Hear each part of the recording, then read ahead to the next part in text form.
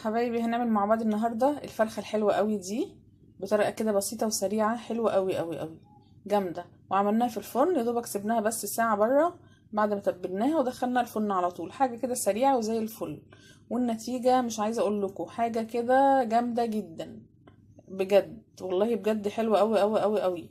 يعني حد يقول لي بقى دي مش مستويه، دي مش عارفه ايه، لا لا لا، مفيش الكلام ده، زي الفل. واهو شايفين اللحم بتاعها اهو، شايفين عامل ازاي اهو، شايفين النتيجة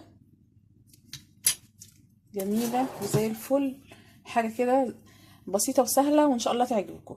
بس قبل ما ندخل على الفيديو بتاعنا، حبايب قلبي اللي معايا ما تنسوش يعملوا لي شير ولايك، وحبايبي اللي اول مره مشرفين النهارده يا ريت ما ينسوش يفعلوا الجرس عشان يوصل لهم كل جديد بنعمله على القناه. تعالوا معايا نشوف عملنا الفرخه الجامده دي ازاي، وازاي بسرعه الفرخه السريعه المشويه الجامده دي ان شاء الله تعجبكم ويكون عند حسن ظنكم.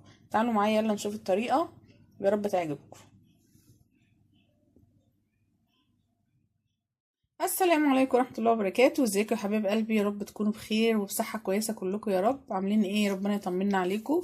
النهارده نعمل مع بعض فرخة مشوية كده حلوة جميلة زي الفل، سهلة جدا وبسيطة.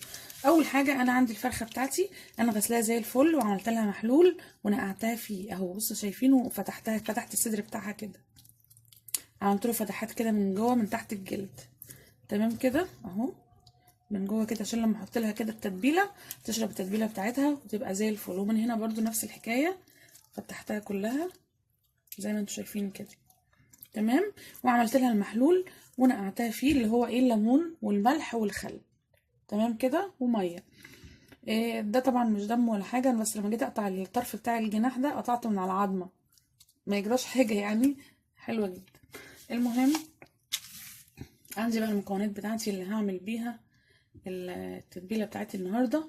عندي واحد فلفل رومي، واحد حامي اللي مش حابه الحامي ما تحطهوش عادي، طماطمايه، بصلايه، عندي 4 فصوص توم، عندي ليمونه، عندي هنا ايه، عندي ملح، عندي بهارات شوي حاطه كده ربع معلقه صغيره، ونص معلقه فلفل اسمر، وحاطه نص معلقه بهارات مشكله، معلقه بابريكا، رشة يعني ربع معلقة برضو تقريبا يعني كزبرة ناشفة، وحتى ربع معلقة على طرف المعلقة كده دي حبهان مطحون، حبهان مطحون، جنزبيل، واحد ماجي، 2 لوري، تمام. وهاخد معلقة خل ومعلقتين زيت، بس كده، مش هعمل حاجة ولا هحط اي حاجة زيادة تاني. هعمل ايه، هحط الكلام ده كله كده في شفشق الخلاط بتاعي، تمام اهو. بالسكينة نقطع الفلفل الحامي ده كده، وقلنا اللي مش حابب يحطه يستغنى عنه عادي جدا، مفيش اي مشكلة.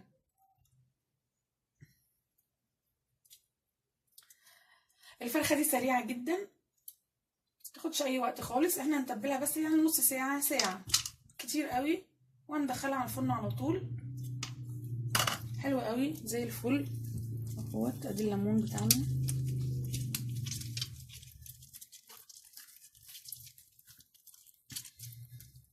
كده،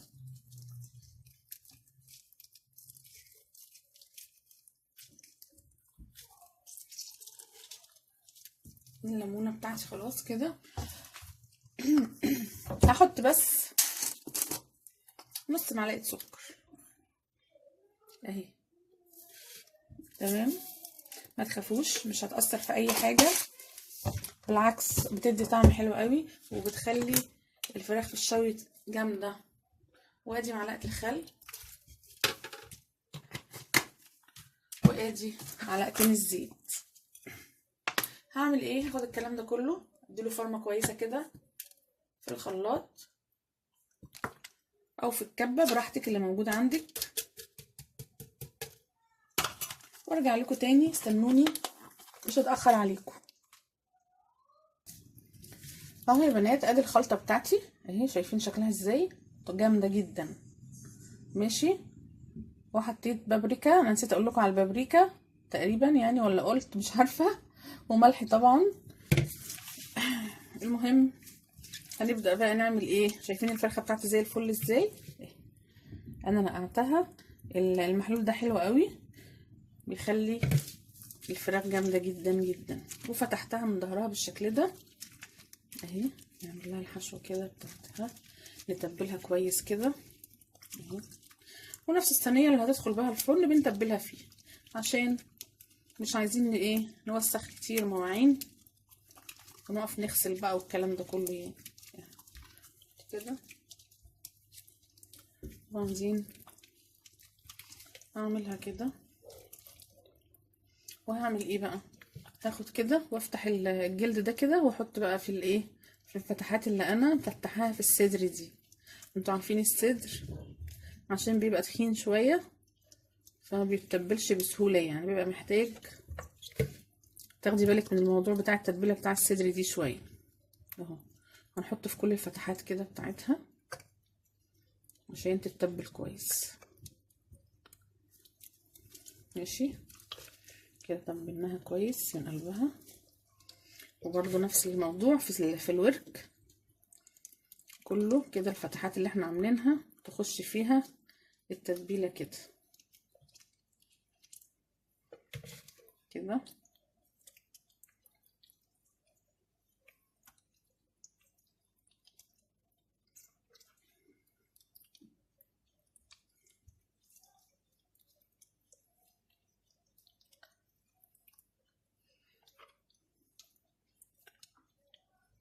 سهله جدا، وتقدري تتبليها كده وتحطيها في الفريزر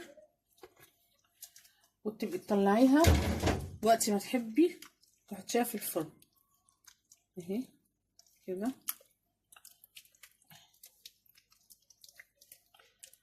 بس كده زي ما قلت لكم.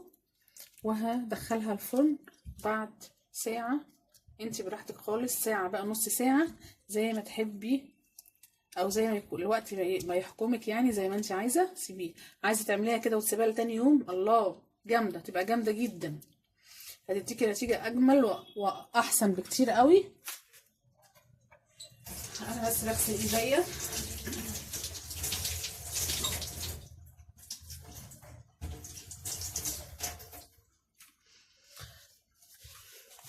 بس كده احنا بقى هندخلها الفرن على كده بس بعد ساعه.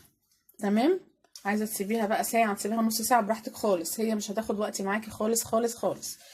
ماشي. بس قبل ما هندخلها هنجيب منديل كده وهنمسح الصينيه كده، كل الزيادات اللي على حرف الصينيه دي عشان ما تتحرقش مني في الفرن كده. بس كده. هعمل ايه بقى، زي ما قلت لكم هسيبها ساعه نص ساعه براحتك خالص، زي ما يبقى عندك وقت سيبيها. وهندخلها الفرن، وانا هدخلها الفرن طبعا عشان ما اضيعش وقتكم ويبقى الوقت اطول من كده. بعد ساعه ادخلها الفرن وهوريها لكم تاني. استنوني ما تروحوش في اي حته. الفرخه بتاعتنا النهارده جامده جدا ان شاء الله، تعجبكم جدا جدا يعني. استنوني. وادي الفرخه بتاعتي اهي يا بنات، بعد ما قعدتها ساعه في التتبيله وبعد كده دخلتها الفرن. وادي النتيجه حلوه قوي قوي قوي قوي، جميله جدا جدا. ناخد كده ونلمعها كده من الصوص اللي نازل منها، نديها تلميعه كده جميله قوي قوي قوي. مش عايزه اقول لكم زي الفل، حاجه كده سريعه. وريحتها بقى مش عايزه اقول لكم طالعه عامله ازاي وعامله في الشقه ايه. يعني من ساعه ما حطيتها في الفرن لحد دلوقتي عايزين ناكل عايزين ناكل عايزين ناكل، ما بطلوش عايزين ناكل من الريحه بتاعه الفرخه دي. شايفين قد ايه جميله، جامده جدا وزي الفل. وبالهنا والشفا اللي هياكلوها. ويا رب يكون فيديو النهارده عجبكم، ولو كان فيديو النهارده عجبكم ما تنسونيش في الشير واللايك، واشوفكم ان شاء الله في فيديو جديد. والسلام عليكم ورحمه الله وبركاته.